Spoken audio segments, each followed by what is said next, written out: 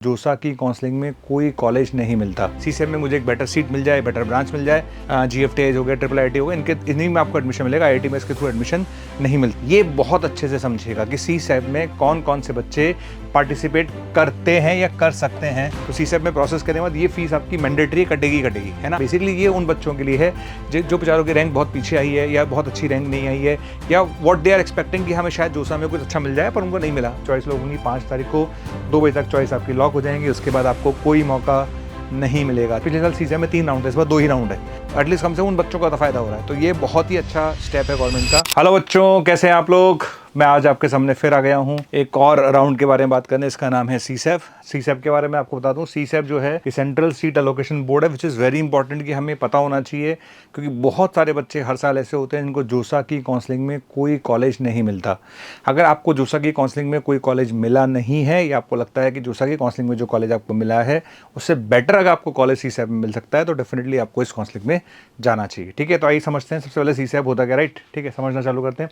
देखिए, सीसेब का मतलब होता है सेंट्रल सीट एलोकेशन बोर्ड। वो आपको क्लियरली दिख रहा होगा, साफ साफ लिखा हुआ है।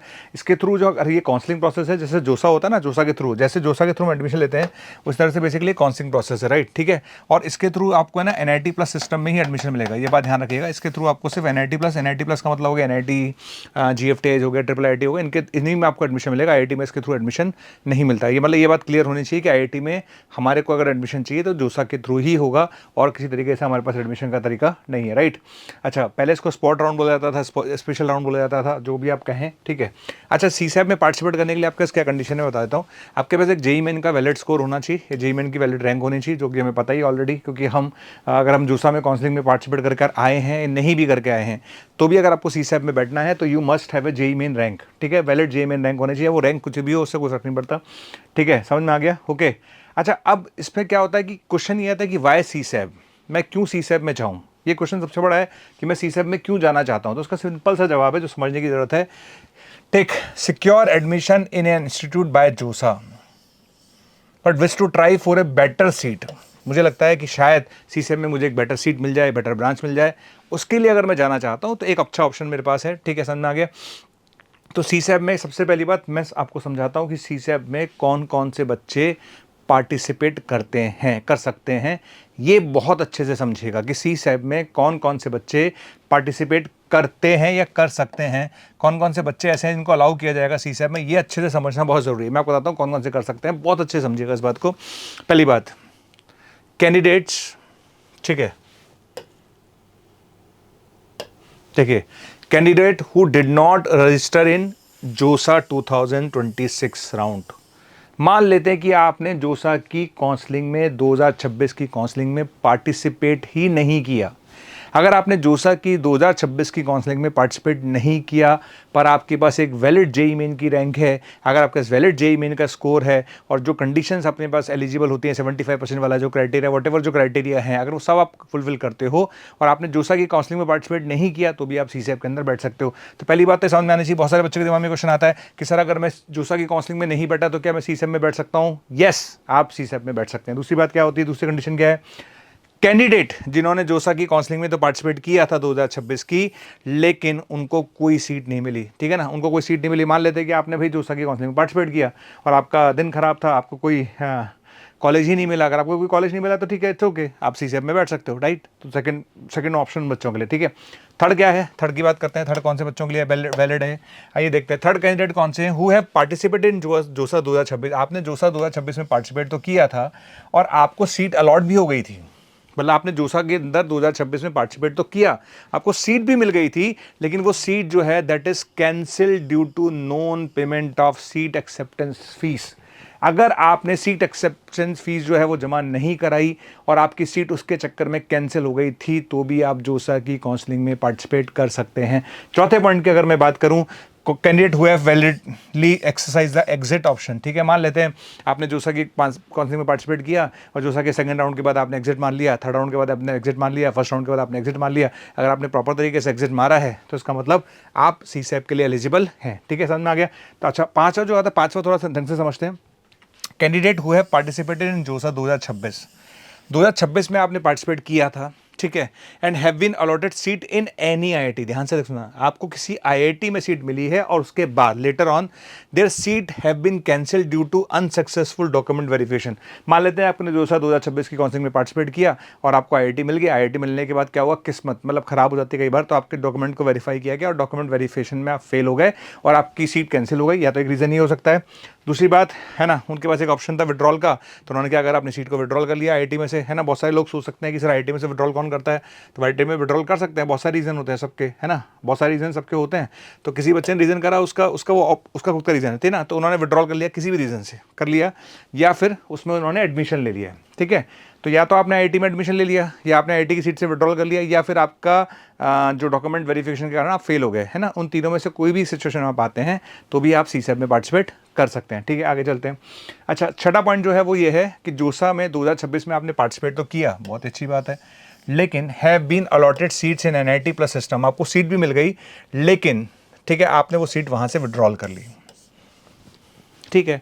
मान लेते हैं कि मुझे एनआईटी नागपुर मिला, एनआईटी नागपुर में मुझे मेटलर्जी मिल गई, फिर आपको मुझे समझ में नहीं आई कि एनआईटी नागपुर में मुझे मेटलर्जी नहीं समझ में आ रही थी, तो मैंने क्या करा, इसमें से विड्रॉल कर लिया। तो ठीक है, आप सीसैट की काउंसलिंग में पार्टिसिपेट कर सकते हो, सिंपल, ठीक है, समझ में आ गया।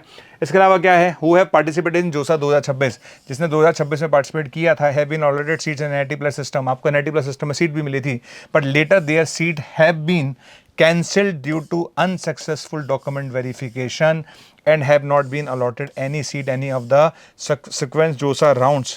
ठीक है, समझ में आ गया।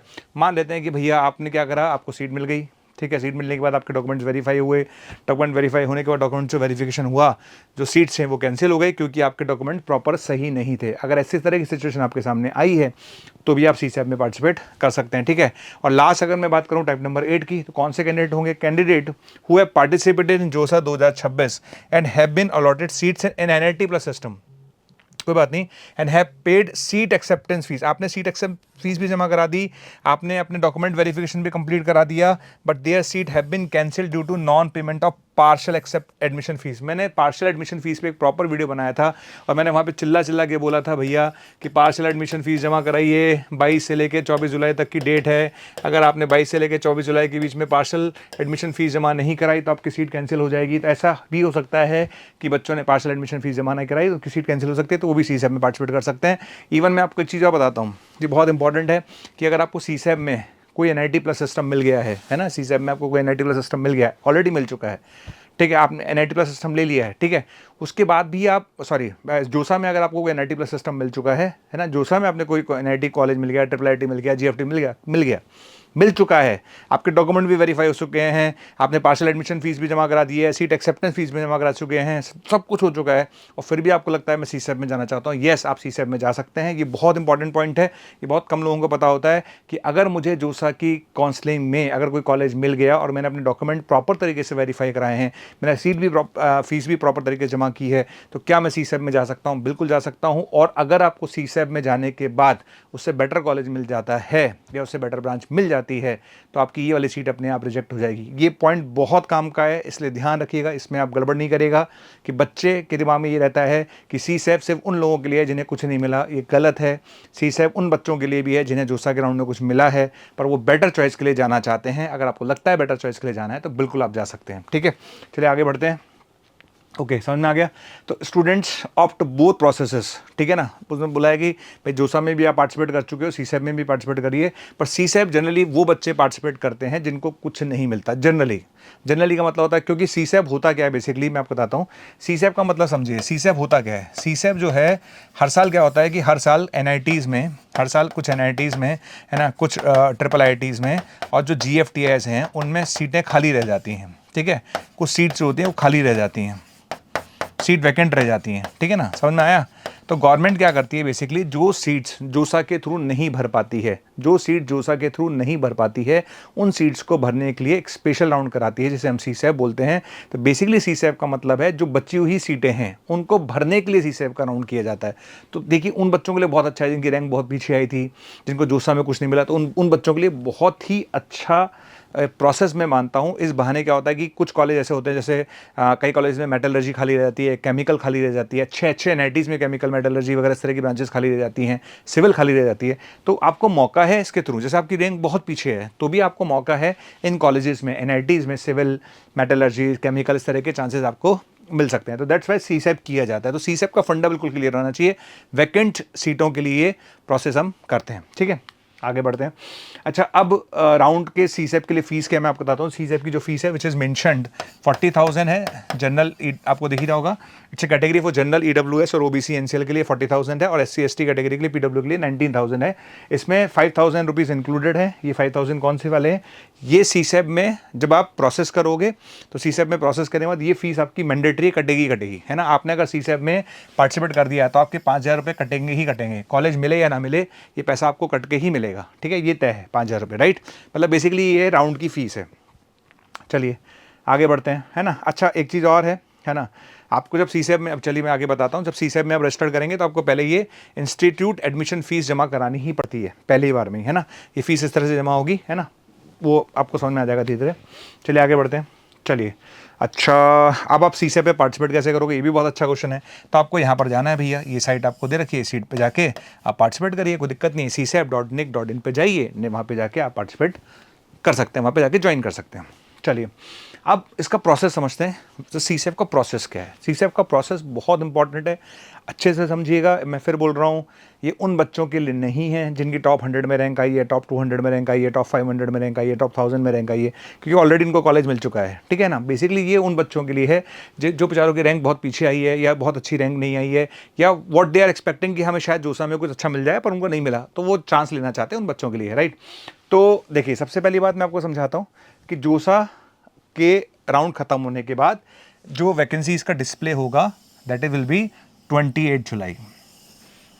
डिस्प्लेज ऑफ वैकेंसीज आफ्टर जोसा राउंड, है ना। 28 तारीख को डिस्प्ले होगा कि कौन कौन से आईआईटीज़ में, कौन कौन से एनआईटीज़ में, कौन कौन से जीएफटीआई में कितनी कितनी सीटें खाली बच गई हैं जोसा के राउंड के बाद, ठीक है। बहुत ही अच्छी बात है। उसके बाद क्या होगा भाई, रजिस्ट्रेशन चालू होगा। रजिस्ट्रेशन कहाँ पर होगा मैं आपको फिर बताता हूँ। रजिस्ट्रेशन के लिए आपको क्या करना है भैया, इस साइड पर जाना है, इस साइड पर जाकर आपको रजिस्ट्रेशन चालू करना है। एक बात और बता देता हूँ क्लियरली, एक बार और मेरी बात को ध्यान से सुनिएगा। आपने जोसा में पार्टिसिपेट किया हो या नहीं किया हो, आपको सीसेप में फ्रेश रजिस्ट्रेशन कराना पड़ेगा। मैं रिपीट करता हूं, आपने जोसा में पार्टिसिपेट किया है तो, और नहीं किया है तो, दोनों ही केस में आपको सीसेप में फ्रेश आपको पार्टिसिपेट करना पड़ेगा, फ्रेश रजिस्ट्रेशन करना ही पड़ेगा। ये ध्यान रखिएगा, it's a mandatory for all student. ठीक है, डिस्प्लेस ऑफ वैकेंसीज होगी वो जोसा राउंड की, वो होंगे 28 जुलाई को। 28 जुलाई को आपको पता चल जाएगा कौन कौन से कॉलेज में कितनी कितनी सीटें बाकी हैं। तो लगभग 13,000 के आसपास, अराउंड 13,000 के आसपास, मैं ये नहीं कह रहा एग्जैक्ट डेटा मैं बता नहीं रहा हूँ, लगभग 13,700 कुछ डेटा था जो मुझे एग्जैक्ट डेटा याद नहीं है। तो लगभग इतनी सीटें वैकेंट रह गई थी, है ना, लास्ट ईयर अगर मैं बात करूँ तो लगभग, मैं फिर बोल रहा हूँ लगभग, एग्जैक्ट फिगर नहीं है, लगभग इतनी सीटें लास्ट ईयर खाली रह गई थी 2025 में। तो उसमें से कुछ एनआईटीज़ में थी, 4,500 के आसपास लगभग एनआईटीज़ में थी, है ना, 4,500 के आसपास एनआईटीज़ के में थी, है ना, 6,000 के आसपास ये ट्रिपल आईटीज़ में थी, कुछ जीएफटीएज में थी, कुछ मिला के इस तरह का सीट का डाटा था जो लगभग खाली रह गई थी 2025 में। हर साल डेटा वेरी करता है, ऑब्वियसली बात है, ऐसा नहीं है कि पिछले वाला डेटा ही रहेगा, हो सकता है इस बार डेटा ज़्यादा हो सकता है, डेटा कम भी हो, राइट। अच्छा, अब सबसे पहली बात होगा क्या, सबसे पहले हमें रजिस्ट्रेशन करना पड़ेगा, ठीक है। अच्छा, यहाँ पे एक वर्ड लिखा है डासा। डासा के बारे में मैं आपको बताऊँगा बाद में, डासा के लिए एक सेपरेटली मैं आपको समझाऊंगा कि डासा क्या होता है बेसिकली, उसके बारे में बात करेंगे बाद में हम। अब आपको सबसे पहले करना है क्या भैया, 28 जुलाई से आपका रजिस्ट्रेशन चालू होगा, ठीक है। कहाँ पर चालू होगा, वो csep.nic.in पे जाके आप रजिस्ट्रेशन चालू कराइएगा, ठीक है। उसके बाद उसकी एक एनरोलमेंट फीस होगी, वो आपको डिपॉजिट करनी पड़ेगी, है ना, समझ में आ गया। या जो भी स्पेशल राउंड, दो तरह की फीसेज हैं, एक तो डासा की फीस जिसे हम बोल रहे हैं, या फिर सीसेप की फीस, है ना, वो चॉइस फिलिंग स्टार्ट होते ही आपको जमा करानी पड़ेगी 28 तारीख को, ठीक है ना, ये आपको लिखा हुआ साफ साफ। ओके, आगे फिर डॉक्यूमेंट अपलोड करने पड़ेंगे, डॉक्यूमेंट अपलोड करेंगे, डॉक्यूमेंट अपलोड करने के बाद ही डासा की काउंसलिंग में आप पार्टिसिपेट कर पाओगे, है ना। डासा बेसिकली जो फॉरेन कैंडिडेट्स हैं उनके लिए है, इसके बारे में मैं डिटेल में बात करूंगा बाद में, ठीक है ना। तो उसमें डॉक्यूमेंट अपलोड होने के बाद ही आप काउंसलिंग में पार्टिसिपेट कर पाओगे, ये बात जरूर ध्यान रखिएगा। Document uploading for DASA start होगी, उसके DASA candidates can fill choice only after successful document verification. अब आगे बढ़ते हैं, आगे भैया होगा क्या, सबसे पहले होगा, देखिए जैसे आपने जोसा की काउंसलिंग अटेंड करी, जोसा की काउंसलिंग जब आपने अटेंड करी थी तो जोसा की काउंसलिंग में एक मॉक सीट अलॉटमेंट राउंड था। मॉक सीट अलॉटमेंट का राउंड का मतलब था, उस समय भी आपको समझाया गया था कि उसमें क्या होता है, आप चॉइस भर दीजिए। चॉइस भरने के बाद वो टेंटेटिव बताता है, एग्जैक्ट नहीं बताता। आपने चॉइस भरी तो आपको बता देगा कि भाई आपकी रैंक पे शायद ये मिल सकता है ना, आपकी रैंक पे शायद ये मिल सकता है। वो एग्जैक्ट नहीं होता, वो एग्जैक्ट का पता लगाना बहुत मुश्किल होता है क्योंकि सारे बच्चे मॉक सीट को बहुत सीरियसली नहीं लेते, ठीक है ना। तो मॉक सीट अलॉटमेंट राउंड होगा, है ना, और मॉक सीट अलॉटमेंट राउंड जो होगा उसका जो रिजल्ट होगा वो 31 जुलाई को आपको मिलेगा, ठीक है, समझ में आया। जब आप रजिस्ट्रेशन करेंगे, रजिस्ट्रेशन करने के बाद आप चॉइस फिलिंग करेंगे, चॉइस फिलिंग करने के बाद एक मॉक राउंड होगा, मॉक राउंड का रिजल्ट आएगा 31 जुलाई को। 31 जुलाई को जो रिजल्ट आएगा उससे आपको आइडिया लगेगा कि शायद आपको टेंटेटिव ये कॉलेज मिल सकता है, राइट। उसके बाद हम क्या करते हैं, उसके बाद आगे आगे समझिएगा, डासा और सीसैप का जो स्पेशल राउंड है उसका रजिस्ट्रेशन खत्म हो जाएगा 3 अगस्त को। 3 अगस्त के बाद आप उस पर रजिस्ट्रेशन नहीं कर पाएंगे, यानी csap.nic.in पर अगर आपको रजिस्ट्रेशन करना है तो उसकी जो एंड डेट है बेटा वो 3 अगस्त है। 3 अगस्त के बाद आप उस पर रजिस्ट्रेशन नहीं कर पाएंगे, ठीक है। टाइमिंग का भी ध्यान रखिएगा, क्या टाइमिंग उन्होंने दे रखा है, 10 बजे का टाइम दे रखा है, 5 बजे का टाइम दे रखा है, इस बात का जरूर ध्यान रखें। तो 10 बजे के बाद आप इसमें नहीं कर पाएंगे, ठीक है, समझ में आ गया। अगर आपको पेमेंट करना था, पेमेंट जमा कराना था, डासा के लिए कराना था या स्पेशल राउंड की जो फीस जमा करानी थी, वो उसकी डेट भी लास्ट 3 तारीख है। 3 तारीख के बाद आपका कोई फीस जमा नहीं होगा, ठीक है। अब मान लेते हैं कोई पेमेंट का इशू आ गया। पेमेंट का इशू कैसे आ सकता है, अरे पेमेंट का इशू बहुत तरीके से आ सकता है कि आपका पेमेंट जो था आपने ट्राई करा था लेकिन वो गेटवे में अटक गया, गेटवे में अटक सकता है, कोई और इशू आ सकते हैं। पर उसको अगर आपने पेमेंट किया है 3 तारीख है, 3 तारीख से पहले, और उसमें कोई इशू आ रहा है, उसमें कोई इशू आ रहा है, ऐसा नहीं मैं तो सर 4 तारीख को पेमेंट करना चाहता हूँ, आपका मेरे बारे में क्या ख्याल है, तो भैया सॉरी, अगर आपने 3 तारीख उससे पहले कोई पेमेंट किया था उसके लिए और वो उसमें कुछ इशू आ गया है, ठीक है, made payment attempt before the payment deadline, उसको रिजोल्व करने की डेट है 4 अगस्त 2026, ठीक है। आगे चलते हैं। डासा के लिए अगर कोई क्वेरी आती है, क्योंकि डासा बेसिकली एनआरआई कैंडिडेट्स के लिए है या कुछ और कैंडिडेट्स के लिए है जो बेसिकली फॉरेन कैंडिडेट्स के लिए, ऐसे समझ लीजिए आप लोग, तो उसके लिए अगर कोई क्वेरी आती है तो उसका रिस्पांस आपको देना है 4 जुलाई तक। 4 जुलाई के बाद आप उसका रिस्पांस नहीं देंगे, 4 जुलाई तक आपको रिस्पांस देना है, नहीं देंगे तो फिर आप बाहर हो जाएंगे, सिंपल सा कॉन्सेप्ट है, समझ में आ गया, राइट, ठीक है। और इसकी जो फीस जमा कराने की जो डेट है, लास्ट डेट इसकी जो फीस जमा कराने की डेट है, वो यहाँ पर कोई इशू आता है, दैट इज़ बैलेंस, कुछ पैसा बचेगा जो जमा कराना, उसमें कुछ पैसा बच जाता है, तो उसकी लास्ट डेट है 4 अगस्त, ठीक है, समझ में आ गया। चॉइस फिल करने की लास्ट डेट, चॉइस लॉक होने की last date which is very important, ये सबसे ज़्यादा ज़रूरी है कि चॉइस लॉक कब होंगी। चॉइस लॉक होंगी 5 तारीख को 2 बजे तक चॉइस आपकी लॉक हो जाएंगी, उसके बाद आपको कोई मौका नहीं मिलेगा। चॉइस या तो ऑटोमेटिक लॉक हो जाए या मैनुअली लॉक कर लीजिए। मैं हमेशा बोलता हूँ कि मैनुअली लॉक करना चाहिए, ज़्यादा अच्छा रहता है ऑटोमेटिक लॉक करने की बजाय, ठीक है, समझ में आ गया। उसके बाद आगे चलते हैं, अब क्या होगा भैया, ठीक है। तो फर्स्ट सीट का रिजल्ट आ जाएगा 6 तारीख को, बहुत जल्दी जल्दी काम हो रहा है। 5 तारीख को आपकी चॉइस लॉक हुई और 6 तारीख को आपके सामने रिजल्ट आ चुका है। 6 तारीख को आप देख पाओगे कि आपको सीसैप में क्या मिला है, बहुत ही अच्छी बात है, ठीक है। उसके बाद क्या होगा भाई, डासा इसमें लिखा हुआ है, डासा पे ज़्यादा फोकस ना करें, फिलहाल सीसैप पे फोकस करिएगा क्योंकि सीसैप इंडियन लोगों के लिए है, ठीक है ना। डासा भी इंडियन लोगों के लिए है लेकिन वो एक अलग चीज़ है, मैं फॉरेन की बात करेंगे, वो अलग बात है, ठीक है। अब उसके बाद क्या होता है, ऑप्शन है बच्चे के पास, क्या ऑप्शन होता है, एक तो फ्रीज कर ले जो हम पहले समझा चुके हैं, स्लाइड कर ले, फ्लोट कर ले, आप सीट सरेंडर भी कर सकते हो, है ना, आप चाहो तो विड्रॉल भी कर सकते हो, आप एग्जिट भी कर सकते हो। 6 ऑप्शन आपके पास हैं, freeze, float, slide, withdrawal, surrender और एग्जिट। इनमें से कोई भी आपको अच्छा लगे आप कर सकते हैं। डेट जो है वो अपने पास 6 अगस्त से लेकर 10 अगस्त तक का टाइम है, ठीक है, ये आपको बहुत क्लियर होना चाहिए, ये बिल्कुल क्लियर रखते हैं, ठीक है, समझ में आ गया।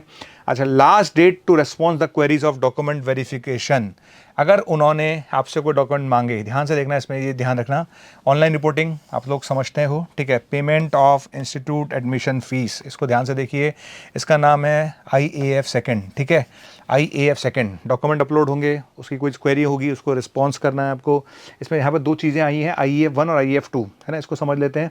यहाँ पर 2 बार आ चुका है IAF 1 और IAF 2, ठीक है। IAF 1 जब इनिशियली आप रजिस्ट्रेशन करेंगे तब आपको IAF 1 जमा कराना है, ठीक है ना, जो फीस जमा करानी है, और ये IAF 2 जो बची हुई फीस है, अगर आपको लगता है एडमिशन फीस जमा करानी तो आप जमा करा सकते हैं। डॉक्यूमेंट अपलोड करना है, रिस्पॉन्ड करना है, कोई भी क्वेरी आती है, क्वेरी को रिस्पॉन्ड करने का टाइम लास्ट जो है वो 11 अगस्त तक है, 11 अगस्त 5 बजे तक आपका लास्ट टाइम है। अगर उसके बाद कोई भी क्वेरी जो है उसको एंटरटेन नहीं किया जाएगा। मान लो आपने कोई क्वेरी का जवाब नहीं दिया तो आपकी सीट गई, एग्जिट हो गया, आप बाहर हो जाएंगे, ठीक है, समझ में आ गया, ओके। पेमेंट इशू के लिए मैं पहले भी बोल चुका हूँ, पेमेंट इशू अगर किसी गेटवे में कोई दिक्कत आती है, राउंड 1 में आपने पैसा जमा कराया, कहीं अटक गया है गेटवे, तो उसके लिए उन्होंने भी टाइम दिया है 11 अगस्त 2026 तक 5 बजे तक का, राइट। अब आगे बढ़ते हैं भैया, आगे कहानी समझते हैं, ठीक है। सेकेंड राउंड का जो डिस्प्ले होगा दैट विल बी 12 अगस्त, है ना, 12 अगस्त को आपको 5 बजे तक पता चल जाएगा कि भैया इसका क्या रहा, रिजल्ट क्या रहा। सेकेंड राउंड के बाद वापस आपकी ऑनलाइन रिपोर्टिंग होगी डेफिनेटली, है ना। ऑनलाइन रिपोर्ट करना है आपको, जो payment of institute admission fees जमा करानी है सेकंड, है ना। और ऑब्वियसली बात है, जो बच्चा पहले जमा करा चुका उसको दोबारा नहीं करानी है, तो जिसने नहीं कराई थी उसको जमा करानी है। वापस आपके डॉक्यूमेंट वेरीफाई होंगे, बिल्कुल होंगे, डॉक्यूमेंट अपलोड होगा, उसके बाद उसको क्वेरी का जवाब देना है। ये सब जो आप देख रहे हैं ना राउंड 2 के बाद, यहाँ पर ध्यान रखिए CSAT में इस बार 2 ही राउंड है। हर साल CSAT, पिछले साल CSAT में 3 राउंड है, इस बार 2 ही राउंड है। तो CSAT में 2 ही राउंड है, 2 ही राउंड में आपको सब कुछ करना है। मान लेते हैं CSAT के पहले राउंड में आपको कुछ नहीं मिला तो आपको कोई डॉक्यूमेंट अपलोड नहीं करने हैं, कोई आपको फीस जमा नहीं करानी है। सेकंड राउंड में मिला तो आपको फीस जमा करानी है, अपलोड करने हैं, क्वेरीज का जवाब देना है। फाइनल प्रोसेस सिंपल, ठीक है ना, समझ में आ गया। Last date to response the queries of document verification officer. अगर आपने जो डॉक्यूमेंट अपलोड किए हैं उससे रिलेटेड अगर उसको कोई क्वेरी आती है ऑफिसर को, तो वो आपको उसका जवाब देना है। उसकी डेट है 17 तारीख, 17 तारीख लास्ट डेट है, ठीक है। और सेम कि अगर कोई पेमेंट का इशू है तो उसका टाइम भी 17 तारीख है 5 बजे तक, ठीक है। This is the whole process, this is the whole dates about CSAT। CSAT ध्यान रखिएगा, CSAT एक अच्छा ऑप्शन है। जिन लोगों को कॉलेज नहीं मिला है, जिनकी रैंक पीछे है, उनके लिए एक बहुत अच्छा ऑप्शन है CSAT। आगे बढ़ते हैं, थोड़ा सा और चीज़ें समझते हैं CSAT के बारे में, ठीक है। चलिए इसके बाद बात करते हैं थोड़ा सा और आगे कि CSAT में लास्ट ईयर क्या था। अच्छा, जैसे ही आप CSAT में आपको कॉलेज मिल जाता है तो आपको फिजिकल रिपोर्टिंग करनी होगी। फिजिकल रिपोर्टिंग आपको अलॉटेड सूट्स में करनी है, ठीक है ना। कैंडिडेट्स को ध्यान रखना, who have confirm there seats through CSAT special. अगर आपको CSAT के थ्रू कोई भी कॉलेज मिलता है और आपको समझ में आ गया, आपने कहा भाई मुझे तो एक्सेप्टेड, मुझे पसंद है, ठीक है, पसंद है, तो भैया आपको फिजिकल रिपोर्टिंग करनी पड़ेगी, ठीक है। और जो पैसा आपने जमा कराया उससे अगर कुछ बैलेंस बचता है, जैसे मान लो किसी स्टूडेंट की फीस 2 लाख रुपए है, ठीक है ना, किसी स्टूडेंट की फीस 2 लाख रुपए और आपने कुल मिला के जमा करा दिया 45,000 या 40,000, ठीक है। तो बचा हुआ जो पैसा है वो आपको डिपॉजिट कराना पड़ेगा। तो रिमेनिंग फीस आपको जमा करानी पड़ेगी आपके सेंटर पे। और उसकी डेट दे रखी है, टेंटेटिव है, ये कंफर्म डेट नहीं है, टेंटेटिव डेट्स है, ठीक है। आगे चलते हैं। अच्छा, अब इसमें कुछ चीज़ें और हमें समझ में आनी चाहिए। इसमें एक चीज़ लिखी है मैंने, फ्रेश रजिस्ट्रेशन इज़ मैंडेटरी। ये बात मैं कई बार बोल चुका हूँ, फ्रेश रजिस्ट्रेशन इज़ मैंडेटरी। आपने जोसा में पार्टिसिपेट किया है, आपने नहीं किया, दैट डजंट मैटर। CSAT में अगर आपको जाना है तो you have to registration fresh, मतलब बेसिकली आपके लिए फ्रेश रजिस्ट्रेशन मैंडेटरी है। आपको जोसा में, अगर आपने जोसा से इसका कोई लेना देना नहीं है, बेसिकली ऐसे समझ लीजिए कि भैया CSAT में अगर मुझे जाना है तो जोसा की काउंसलिंग में what ever happened that doesn't matter for us, हमें तो फ्रेश रजिस्ट्रेशन करना है, ये ध्यान रखिएगा, ठीक है। सेकंड बात, एलिजिबिलिटी में बता चुका हूँ, JEE मेन का वैलिड स्कोर होना चाहिए, आपका NIT प्लस सिस्टम ही मिलेगा। IIT में IIT के लिए एप्लीकेबल नहीं है, बिल्कुल ध्यान रखिएगा, इसके थ्रू कोई IIT आपको नहीं मिलता, समझ में आ गया। इसमें एक चीज़ बोली गई है, applicant must pay the special round enrolment fees, जो मैं ऑलरेडी बता चुका हूँ 40,000 एंड 19,000, ये फीस ऑलरेडी बता चुका हूँ। इसी को उसने SRPF बोला है। क्या बोला उसने? स्पेशल राउंड एनरोलमेंट फीस या एडमिशन फीस, जो भी इसको बोला गया, ये टाइम के अंदर आपको जमा कराना है, ठीक है। अच्छा, 2025 की अगर मैं बात करूँ तो 2025 में कितनी सीटें खाली थी, है ना, ये एक डेटा हमने निकाला है ना। इस डेटा को, और इसमें हो सकता है हमने सारे कवर नहीं किए हो, पर मैक्सिमम चीज़ें हमने कवर की हैं। जैसे अगर हम देखें, NIT अगरतला में 331 सीटें खाली थी, श्रीनगर में 279 सीटें खाली थी, रायपुर में 242 खाली थी, NIT सूरत में 238 थी, कुरुक्षेत्र में 217 थी, ठीक है, समझ में आ गया। अगर आप कालीकट में देखेंगे 177, 175, है ना, इस तरह से आपको देख रहे होंगे, तो इस तरह से सीटें खाली थी। और अच्छे NITs में खाली हैं, अच्छे NITs में खाली है, ठीक है, अच्छे NITs में बहुत अच्छी सीटें खाली हैं। अगर मैं GFTS की बात करूं तो देखेंगे GFTS में जैसे Birla institute of technology Mesra है ना, पंजाब इंजीनियरिंग कॉलेज है ना, ठीक है, आपके ये श्री माता वैष्णो देवी यूनिवर्सिटी का तरह बिरला इंस्टीट्यूट ऑफ टेक्नोलॉजी, इस तरह से आप देखेंगे तो इस तरह से बहुत सारी सीटें आपको दिख रही होंगी, ठीक है ना। लगभग ऐसे GFTS आप देख रहे होंगे, ये सब सीटें इनका आप स्क्रीनशॉट ले सकते हैं अगर आपको रिक्वायरमेंट है तो, है ना। ये सब सीटें खाली है, आप इसके पैनल पर भी जाकर देख सकते हैं, है ना। ये सब आपको जोसा की साइट पर मिल जाएगा, CSAT की साइट पर भी मिल जाएगा। 2025 का डेटा आप निकालेंगे तो आपको मिल जाएगा कि IIITs में कौन से IIIT में कितनी कितनी सीटें खाली हैं, ठीक है, समझ में आ गया। ये लास्ट ईयर का डेटा है, ध्यान रखिएगा, है ना। लगभग मैंने आपको बताया लगभग 13,000 कुछ सीटें खाली थी, मुझे एग्जैक्ट डेटा फिर भी बता रहा हूँ, याद नहीं है, लगभग कुछ ऐसी थी, हो सकता है डेटा थोड़ा बहुत चेंज हो, ठीक है। लगभग 13,000 के आसपास सीटें खाली थी, ठीक है। तो IIITs में थी, GFTS में थी, NITs में थी, ये सब सीटें खाली थी, है ना। तो this is whole about CSAT, है ना। CSAT का पूरा प्रोसेस मैंने आपको समझाया। CSAT के पूरे प्रोसेस में जो समझने वाली बातें हैं वो क्या हैं, वो आपको समझ में आनी चाहिए कि CSAT में कौन से बच्चे पार्टिसिपेट कर सकते हैं, वो हमने स्टार्टिंग में समझाया। CSAT का पूरा प्रोसेस क्या है वो हमने आपको समझाया, ठीक है। CSAT के थ्रू क्या क्या मिल सकता है वो हमने आपको समझाया, है ना, बेसिकली। और CSAT डेफिनेटली उन बच्चों के लिए काम का है। मैं इसके लिए गवर्नमेंट को अप्रिशिएट करता हूँ कि एटलीस्ट है ना, एटलीस्ट हमें ध्यान रखना है कि जो कॉलेज में सीटें खाली रह जाती हैं तो एटलीस्ट उन बच्चों को तो मिले जिनको कुछ ना मिले, और एटलीस्ट कम से कम उन बच्चों का तो फ़ायदा हो रहा है। तो ये बहुत ही अच्छा स्टेप है गवर्नमेंट का, है ना। तो मेरे ख्याल से ये पूरा वीडियो आपको समझ में आ गया होगा। तो मुझे सुनने के लिए हमेशा की तरह धन्यवाद।